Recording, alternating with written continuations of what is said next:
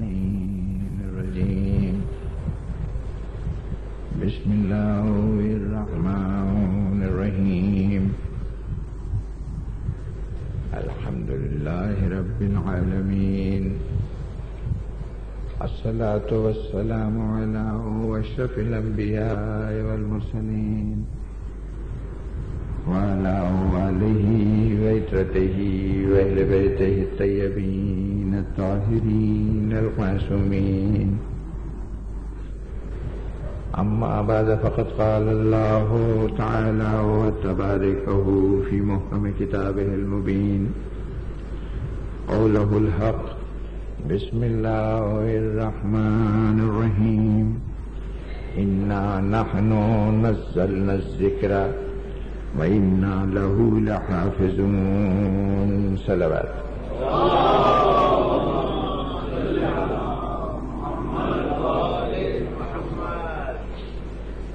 سامعین محترم، سلسلہ کلام کی آخری کڑی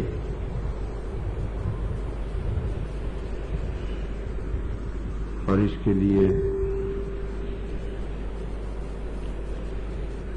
چونکہ 6 دن کی گفتگو اور باقی ہے تو آخری دن جمعرات کو جو 24 محرم کی شب ہوگی، 25 محرم کی شب ہوگی، چونکہ روز شہادت امام زین العابدین علیہ السلام ہے،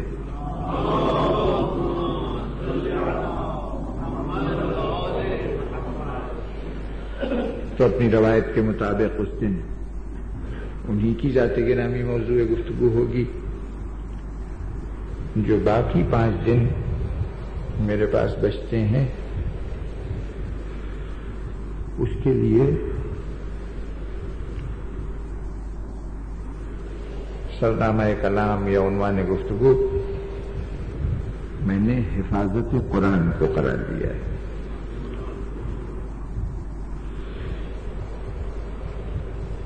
میں سمجھتا ہوں کہ وقت کی ضرورتوں میں سے ایک اہم ضرورت یہ بھی ہے کہ جو بہت سی غلط فہمیاں مسلمانوں نے ایک دوسرے کو نیچا دکھانے کے لیے اپنے فرقہ وارانہ تعصبات کے نتیجے میں ایک دوسرے کے متعلق غلط باتیں منسوخ کی ہیں، تو ان کا اب اس عہد میں جب علم کا اجالا ہو چکا ہے، دنیا سمٹ چکی ہے، لوگ ایک دوسرے سے قریب آنے کا امکان رکھتے ہیں، آئیں یا نہ آئیں یہ الگ بات ہے۔ تو ایسے موقع پر ہمارا فریضہ ہے کہ ہم جو اب تک بہت سی غلط باتیں ہم سے منسوب ہوتی رہی ہیں، نہ ہمارا عقیدہ ہے نہ ہمارا خیال ہے، اس کی جس حد تک ہو سکے وضاحت کر دیں۔ آگے سمجھنا نہ سمجھنا، ماننا نہ ماننا، بہرطور یہ شخص کا اپنا فعل ہے۔ تو اب حفاظت قرآن کے موضوع پر جو گفتگو ہوگی وہ اسی جذبے کے تحت کہ قرآن مجید کے متعلق ہمارا نقطہ نظر بھی لوگوں تک پہنچ جائے اور تاریخی طور پر حقائق کیا ہیں یہ بھی گوش گزار کر دیے جائیں۔ آج تمہید کے مرحلے پر 2-4 وضاحتیں کر دوں کہ یہ لفظ قرآن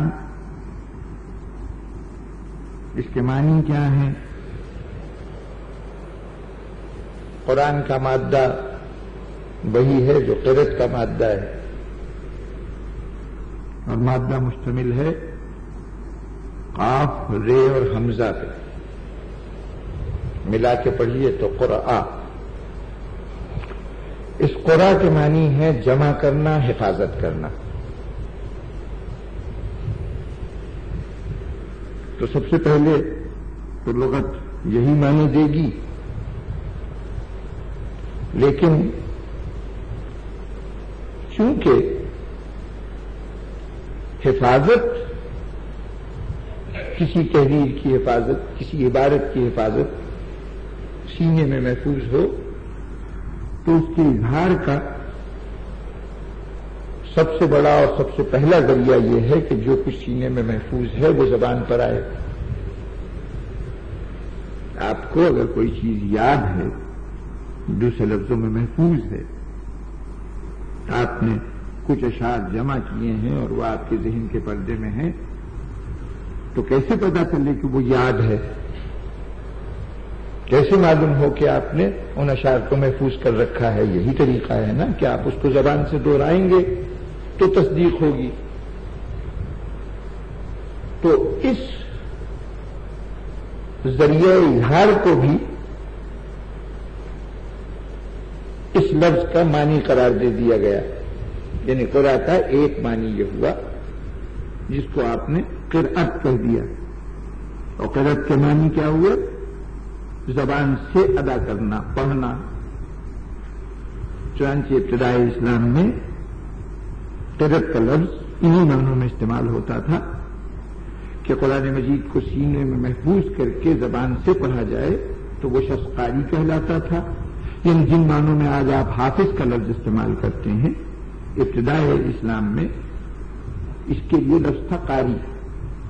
قاری کا مطلب تھا کہ جو قرآن کو حفظ کیے ہوئے ہے اور اس کو زبان سے ادا کرتا ہے۔ تو اب قرأت کے دو معنی ہو گئے، جمع کرنا، محفوظ کرنا، اور اس کو زبان سے ادا کرنا۔ جہاں تک زبان سے ادا کرنے کا تعلق ہے تو قرآن مجید کی نازل ہونے والی پہلی سورہ نہ کہیے پہلی آیات سورہ علق کی ابتدائی 5 آیتیں، تو ان میں جو پہلا لفظ جہاں سے شروع ہوتی ہے وہ آیات، وہ یہی اقرا کا لفظ ہے۔ اقرا بسم ربک الذی خلق۔ تو یہاں پر اقرا کے معنی یہی لیے گئے کہ پڑھو، زبان سے دہراؤ، زبان سے ادا کرو، جو تمہارے اس رب کے نام سے پڑھو کہ جس نے تمہیں خلق کیا ہے۔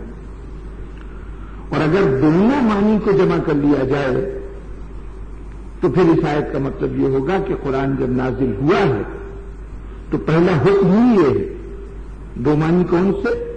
حفاظت کرنا اور زبان سے تلاوت کرنا۔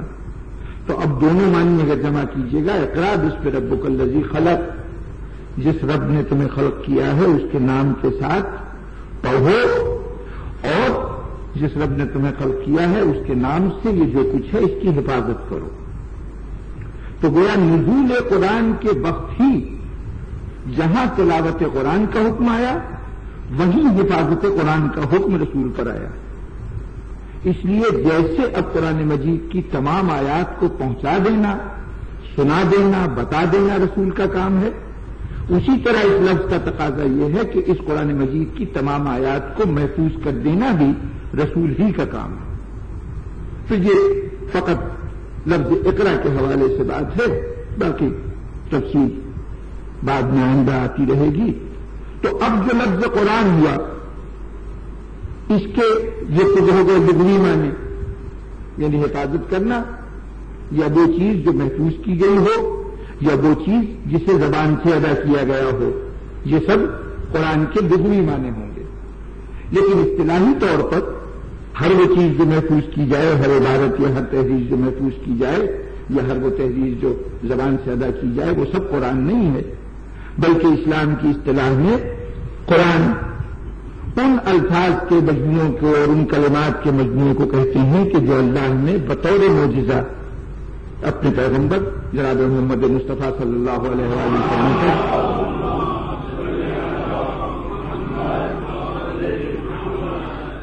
نازل فرمائے ہیں۔ اور یہاں یہ قید ذہن میں رہے کہ بطور معجزہ، اس لیے کہ وہ جو ارشاد ہے کہ ہمارا حبیب کلام نہیں کرتا جب تک وحی نہیں ہوتی، یعنی جو وہ کلام کرتا ہے وہ سب وحی الہی ہے۔ تو پھر جب تمام کلام رسول وحی الہی ہے تو اس میں سے قرآن الگ کیوں؟ اور حدیث الگ کیوں؟ ایک جس کو ہم قرآن کہتے ہیں اور اس کے علاوہ جو حضور نے فرمایا اس کو ہم نے حدیث کہا، تو فرق کیا ہوا دونوں میں؟ جب سب اللہ کی طرف سے نازل ہوا ہے اور جو کچھ وہ کہتے ہیں وہ اللہ ہی کی طرف سے اس کا نزول ہوا ہے، تو پھر اس میں امتیاز کیا ہے؟ تو امتیاز یہ ہے کہ کچھ کلام الہی اس دعوے کے ساتھ نازل ہوا ہے کہ یہ معجزہ ہے، اور کچھ کلام الہی اس دعوے کے بغیر نازل ہوا ہے۔ یہ بات شاید یوں نوازے ہو تو اس حوالے سے دیکھیے کہ یوں تو تورات بھی، انجیل بھی، زبور بھی اللہ کا کلام ہے، چلیے آج جو ہمارے سامنے موجود ہے یہ مسخ شدہ ہے، تحریف شدہ ہے، لیکن جب نازل ہوئی تھی تو اس وقت تو وہی کتاب تھی جو اللہ نے نازل کی تھی، اور قرآن مجید بھی اللہ کی کتاب ہے۔ ان کتابوں میں اور اس کتاب میں کیا فرق ہے؟ سبھی اللہ کی طرف سے ہے نا، فرق کیا ہے؟ جہاں تک احکام، جہاں تک شریعت کے قوانین ہیں تو اللہ کی شریعت ہر عہد میں، اللہ کا دین جو ہے وہ ہر عہد میں ایک ہی تھا، اس لیے کہ دین سچائی کا نام ہے اور سچائی بدلہ نہیں کرتی۔ تو جو دین حضرت موسیٰ کا ہے، جو دین حضرت عیسیٰ کا ہے، جو دین حضرت داؤد کا ہے، وہی دین وہ آخری دین ہے جو ہمارے سامنے ہے۔ تو جب سب اللہ کی کتاب اور سب دین کا تذکرہ، تو اس میں فرق کیا ہے؟ فرق یہ ہے کہ وہ 3 کتابیں اللہ نے نازل کی اور اس کے علاوہ جو اور انبیاء پہ صحیفے نازل کیے، اس میں کبھی اس نازل شدہ کلام کو اللہ نے دنیا کے سامنے نبی کے معجزے کے طور پر نہیں رکھا۔ یہ امتیاز صرف اور صرف قرآن مجید کو حاصل ہے کہ اس کے لیے یہ کہا گیا کہ یہ معجزہ ہے، اس کے جواب لانے میں انسان عاجز ہے۔ یعنی ممکن تھا کہ اس سے پہلے جو بات کہی جاتی اس کے اندر، یعنی کلام الہی ہونا اور بات ہے، معجزہ ہونا اور بات ہے۔ اگر یہ بات واضح نہ ہو تو ظاہر ہے کہ جس میں رسالت کی ہر جنبش، جس میں رسالت کی جنبش ہے، وہ ہاتھ اٹھائیں تب بھی ان کا عمل، پیر اٹھیں تب بھی ان کا عمل، اگر کبھی انگلی اٹھے تب بھی ان کا عمل، لیکن جب انگلی اٹھے اور چاند 2 ٹکڑے ہو جائے تو اس سے پہلے کے عمل کو آپ سنت کہتے ہیں، اس عمل کو آپ معجزہ کہتے ہیں۔ محمد وآل محمد صلوات۔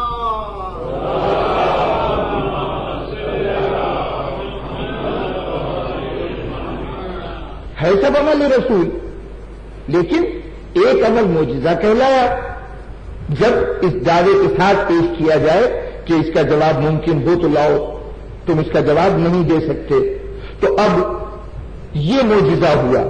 اسی طرح ہے سب کلام الہی جو زبان رسالت سے جمع بیان ہوتا ہے، لیکن کچھ کلام الہی میں سے کچھ کلام الہی وہ ہے کہ جسے اللہ نے معجزہ قرار دیا ہے، جس کے لیے پوری نسل انسانی کو چیلنج کیا گیا ہے کہ یہ چیز ایسی ہے کہ اگر اس کا جواب لا سکو، اس کے اندر کوئی تضاد تلاش کر سکو، اس کے اندر کوئی شبہ ڈھونڈ سکو تو کوشش کرو، کر کے دکھاؤ۔ اور پھر اللہ بڑے یقین سے کہتا ہے کہ تم اگر اپنے تمام دوستوں کو بھی ساتھ ملا لو، اپنے سارے حامیوں کو ملا لو، تو سب مل کر بھی کوشش کریں تو اس کی ایک سورے کا جواب بھی نہیں دے سکتے۔ تو یہ ہے معجزہ۔ تو جتنا قول رسول جو الفاظ حضور کی زبان سے ادا ہوئے وہ سب اللہ کی طرف سے نازل شدہ ہیں، اللہ کی وحی ہیں، لیکن جس جز کو معجزہ بنا کر پیش کیا گیا وہ جز ہے قرآن، اور اس کے علاوہ جو کچھ ہے وہ حدیث ہے، اسے آپ قول رسول کہتے ہیں۔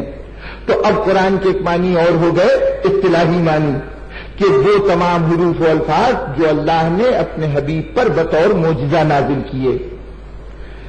اب جتنے یہ الفاظ ہیں، جتنے یہ حروف ہیں، یا ان کو قرآن ہی کی اصطلاح میں کہیے کہ جتنی آیتیں ہیں اور جتنی صورتیں ہیں، جن کا مجموعہ قرآن، پوری جو کتاب ہے اس کے لیے قرآن کا اطلاق ہوتا ہے، یہ ایک اصطلاحی معنی ہوئے۔